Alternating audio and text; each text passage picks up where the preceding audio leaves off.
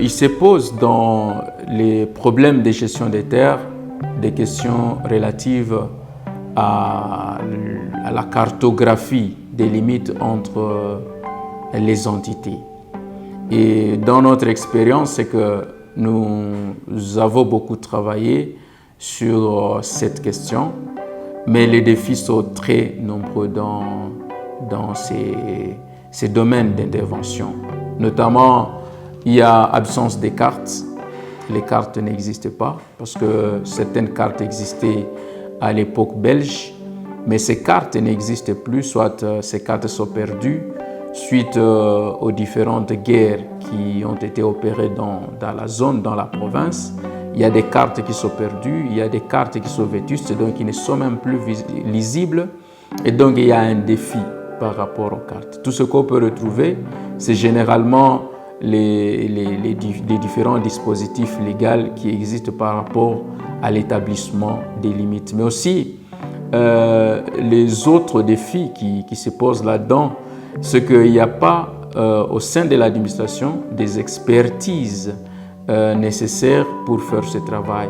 Et dans le moment où il y aurait quelques expertises, ils ne sont pas équipés. Donc, ils n'ont pas d'équipement nécessaire, ils n'ont pas d'outils nécessaires pour pouvoir retracer les limites des entités administratives. Mais aussi l'autre enjeu qui se pose là-dedans, c'est aussi l'enjeu politique électoral.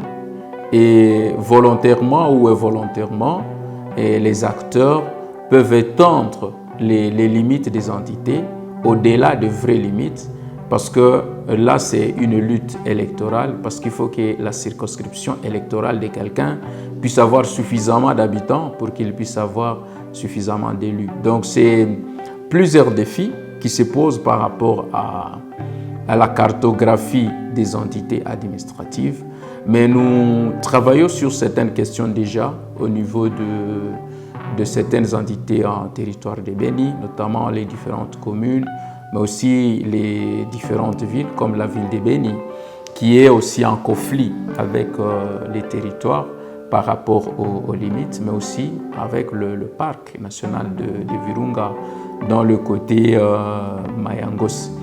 Alors, la démarche que nous pensons que peuvent aider à retracer les vraies limites des différentes entités, c'est une démarche consensuelle.